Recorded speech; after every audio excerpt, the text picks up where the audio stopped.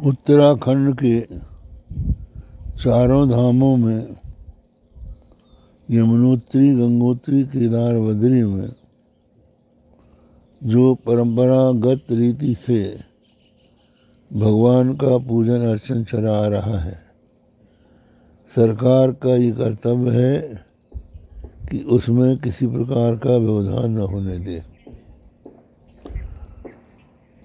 कुछ ऐसी संस्थाएं हैं जो हिंदुओं के नाम पर हिंदू परंपराओं को नष्ट करना चाहती हैं, तो उनमें विश्व हिंदू परिषद भी है। हमने अनेकों बार ये सुना है कि ऐसे लोग ये चाहते हैं कि बद्रीनाथ की मूर्ति को 6 महीने हरिद्वार में ले जाया जाए। इस तरह से यदि किसी प्रकार का भी परिवर्तन होगा तो जो परंपरा से सनातन धर्मियों की आस्था है वो शिथिल हो जाएगी।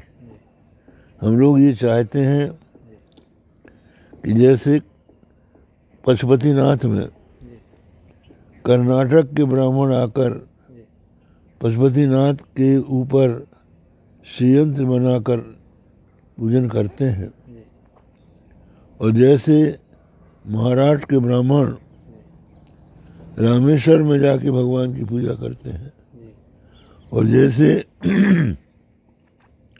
केरल के नंबूदरी आकर बद्रीनाथ में भगवान का अर्चन करते हैं, उस परंपरा का लोप नहीं होना चाहिए।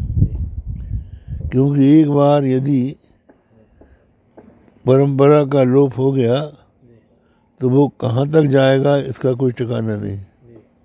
और लोगों के हृदय में जो भगवान के उस धाम की महिमा है, उस महिमा के प्रति उनकी अनास्था हो जाएगी। हम लोग केवल ये नहीं कहते कि भगवान बद्रीनाथ की मूर्ति ही बद्रीनाथ है, वो मूर्ति बद्रीनाथ में जब तक है तब बद्रीनाथ है। उस धाम का भी महत्व है। नाम, रूप, लीला, धाम, ये चारों महत्व की वस्तु हैं, इनका उल्लंघन नहीं होना चाहिए। तो ये जो किया जा रहा है, किसी बहाने आपने एक तो रावण को बुलाने में ही विलम्ब किया, और जब आप ये कहते हैं कोरोना से डरना नहीं चाहिए, यदि वो नहीं निकलता है तो उसकी शंका नहीं करनी चाहिए। जब आपने एक बार देख लिया कि उनके कोई ऐसा दूषण नहीं है तो आप 10 दिन के लिए क्यों रुक रहे हैं। और जो परंपरा है, जबकि भगवान शंकराचार्य की गद्दी के सामने जो प्रतिवर्ष होता है, उसी समय ये निश्चय होता है कि कब पट खुलेंगे। तो जब पट खुलने का निर्णय आदि शंकराचार्य की गद्दी के सामने हो गया तो स्वाभाविक रूप से देवता वहाँ से हट जाएंगे जो शीतकाल में भगवान की पूजा करते हैं, तो वो तो हट गए।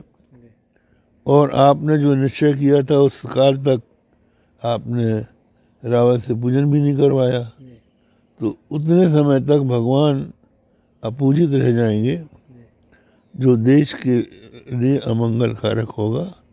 इसलिए हमारा स्पष्ट मत है कि यथावत जो भगवान का अर्चन पूजन वहाँ चल रहा था उसको बनाए रखा जाए। इससे लोगों के हृदय की जो श्रद्धा है उसमें कोई व्यवधान न हो।